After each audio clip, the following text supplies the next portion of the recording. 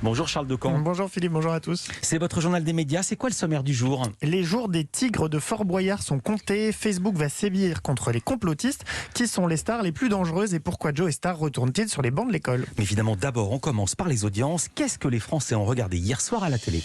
C'est TF1 qui a pris la première place avec la suite de Good Doctor. Les 2 épisodes inédits de la série médicale américaine ont été suivis par 4,1 millions de téléspectateurs. C'est 19,3% du public et un très joli 32% sur les femmes de moins de 50 ans. Ces 3 indicateurs sont en hausse sur une semaine.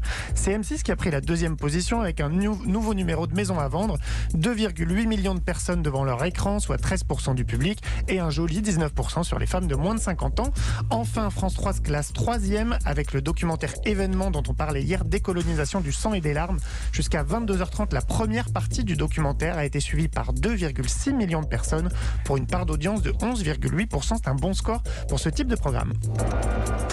Culture Média. Et on commence ce journal des médias avec la décision des producteurs de Fort Boyard. J'espère que France Télévisions et la production de Fort Boyard va décider d'arrêter les tigres, parce que ça n'apporte plus rien aujourd'hui dans cette émission. Il y a un sondage qui a été fait par Télé Loisirs, je crois, où la majorité des téléspectateurs sont favorables à la disparition des tigres dans cette émission. Et je trouve ça anachronique de continuer à utiliser ces animaux sauvages dans un but de divertissement. Donc je participerai à l'émission l'année prochaine si on m'invite, parce que c'est pas moi qui décide, et si les tigres ne sont plus utilisés. Alors ça, c'était hier dans Culture Média. Le journaliste Hugo Clément revenait sur sa participation au jeu d'aventure de France 2 et le timing était impeccable puisque quelques heures plus tard, le Parisien révélait que Fort Boyard avait entamé un processus pour ne plus faire appel aux tigres dans un avenir plus ou moins proche. Mais ça veut dire quoi concrètement, un avenir plus ou moins proche? Alors ça, c'est difficile à dire, mais une chose est sûre, il y aura encore des tigres l'an prochain dans Fort Boyard, car ce que la production ALP a décidé, c'est de ne pas remplacer les tigres une fois que ceux-ci seront trop fatigués ou trop vieux. C'est ce qui s'est passé cet été d'ailleurs. Avant, il y avait 3 tigres qui gardaient la salle du trésor de Fort Boyard, celle où les candidats se retrouvent à l'issue de l'émission, vous le savez, pour récupérer le plus de boyards possible. Mais l'un d'eux a pris sa retraite à 15 ans et il n'a pas été remplacé. Il n'y avait donc que 2 tigres cet été. C'était moins bien gardé. Voilà. Il faut savoir que les 2 tigres restants ont 3 et 9 ans. Donc le premier a encore quelques étés à passer sur le fort a priori, mais le prochain pourrait prendre sa retraite assez rapidement. En attendant, la patronne d'ALP, Alexia Laroche-Joubert, a assuré aux Parisiens que toutes les mesures étaient prises pour assurer de bonnes conditions aux tigres sur le fort. Facebook entre en guerre contre les complotistes. Le réseau social a été pointé du doigt à plusieurs reprises pour son incapacité ou son refus parfois à agir contre les discours de haine ou de désinformation, mais il semble vouloir changer de stratégie. Hier, il a annoncé qu'il allait désormais bannir toutes les pages et les groupes Facebook, mais aussi tous les comptes Instagram qui représentent le groupe QAnon, même s'ils n'incitent pas à la violence. Alors QAnon, c'est ce groupe conspirationniste d'extrême droite américain qui est persuadé que le président Trump se bat contre le Deep State, ces élites qui œuvrent dans l'ombre, mais aussi contre les médias et contre des puissants qui sont responsables de crimes pédophiles et sataniques, rien que ça. Ça existe depuis 3 ans et ça se propage malgré l'absence totale d'éléments factuels. Et Facebook durcit sa lutte donc contre QAnon. En août dernier, le site avait indiqué qu'il ne mettrait déjà plus en avant les publications liées au groupe et que les incitations à la violence seraient synonymes de bannissement. Désormais, toute affiliation ou soutien à QAnon sera passible de la même punition. Attention à cette information, et c'est sérieux, Mélanie Laurent est beaucoup plus dangereuse que Léa Seydoux. Oui, c'est ce que révèle le classement annuel de l'éditeur de logiciels de sécurité McAfee. C'est la tradition.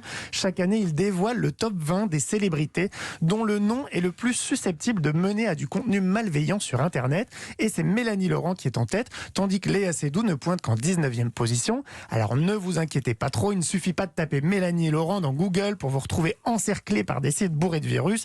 C'est en fait l'association d'autres mots-clés avec les noms des stars qui peut vous mettre dans une situation délicate. Si vous tapez par exemple Mélanie Laurent téléchargement, pour dénicher par exemple un film de la comédienne ou un de ses albums, vous risquez d'atterrir sur un site malveillant. Et il y a qui d'autre dans ce classement? Alors derrière Mélanie Laurent, on retrouve des personnalités tous horizons. Clémence Poésy est 2e, suivie par la princesse Charlotte Casiraghi, Marion Cotillard et Caroline Receveur. Le premier homme, c'est Stromae, il est classé 9e, juste devant Slimane, tandis que Jennifer, par exemple, trône en 17e position.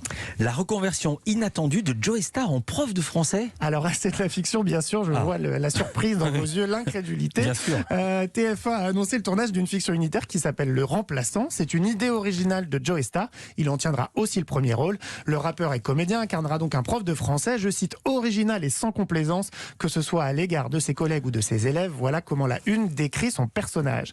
Derrière la caméra, c'est Nicolas Guichetot qui réalisera ce téléfilm en 2 parties. On lui doit déjà des épisodes d'Alexandra L, Engrenage ou encore Munch.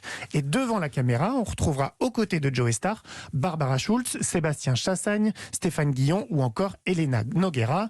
Évidemment, si le succès est au rendez-vous, TF1 devrait en commander une première saison. Le tournage a débuté cette semaine en région parisienne. En gros, si ça marche, le remplaçant va devenir titulaire. Et puis on termine ce journal avec la suite de notre feuilleton Covid. Bah oui, hier je vous parlais d'un jeu de dominos et les dominos continuent de tomber, c'est un peu le principe, les uns après les autres. Après James Bond, Fast and Furious et Dune, entre autres, le calendrier de sortie des blockbusters américains continue de bouger à cause du Covid-19.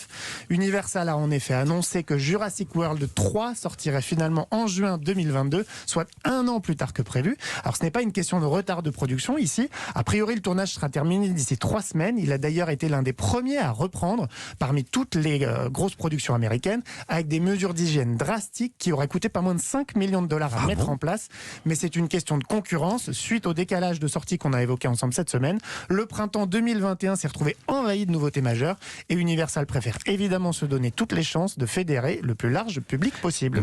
Merci beaucoup Charles Decamp. On vous retrouve demain pour un nouveau journal des médias.